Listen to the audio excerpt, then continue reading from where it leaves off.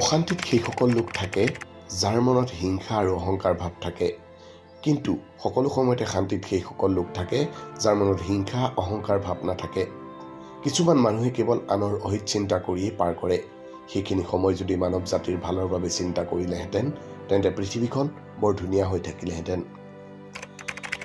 তুমি যিমানেই ভাল কাম নকৰা কিয় তোমাক প্ৰশংসা কৰা মানুহ খুব কম ওলাব, কিন্তু তুমি যদি কিবা এটা ভুল কৰা তেন্তে চাৰিওফালৰ পৰা তোমাক ঠাট্টা গৰিহণা দিবলৈ সকলো আহি যাব।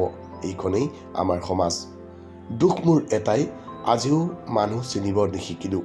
কোনোবাই অলপ ভাল আচৰণ দেখালেই বিশ্বাস কৰি লওঁ। স্পীড ব্ৰেকাৰ যিমানেই ওখ নহওক কিয় গাড়ীৰ গতিবেগ কমিলে ঠেকেচা নাখায়। একেদৰে সমস্যা যিমানেই ডাঙৰ নহওক কিয় যদিহে ধৈৰ্য্যৰ শান্তিৰে বিবেচনা কৰি আগবঢ়া যায় তেন্তে জীৱনত কেতিয়াও ঠেকেচা খাব লগা নহয়। জীৱনসংগী পালেই তুমি সুখী হ'বা তেনে নহয়। তুমি যেতিয়া সুখী হ'বা যেতিয়া এনেকুৱা এগৰাকীক পাবা যি সম্পৰ্কটো ধৰি ৰাখিব জানে।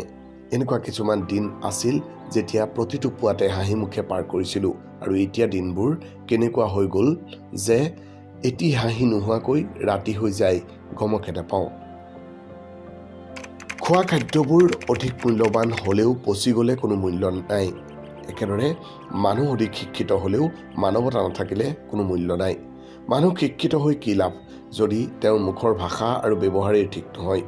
পৰিস্থিতি কেতিয়া সলনি হয় কোনেও নাজানে। সেয়ে কেতিয়াও নিজকে শক্তিশালী বুলি নাভাবিবা, কাৰণ সময়তকৈ শক্তিশালী আন একো নাই।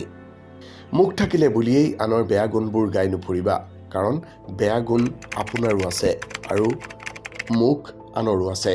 ধন সম্পত্তি থাকিলেই কোনো ডাঙৰ মানুহ নহয়। ডাঙৰ মানুহ কেইজনহে যাৰ ওচৰত এটা সুন্দৰ মন আছে। মনটো যেতিয়া ভাল হৈ থাকে তেতিয়া পৃথিৱীৰ সকলোবোৰ ধুনীয়া লাগে, আৰু যেতিয়া মনত দুখ থাকে তেতিয়া হাজাৰ ভালতো সুখ বিচাৰি পোৱা নাযায়। সুন্দৰকৈ মিছা কথা কোৱা মানুহবোৰ সকলোৰে প্ৰিয় হয়। অপ্ৰিয় হয় কেৱল সঁচা কথা কোৱা মানুহবোৰেই।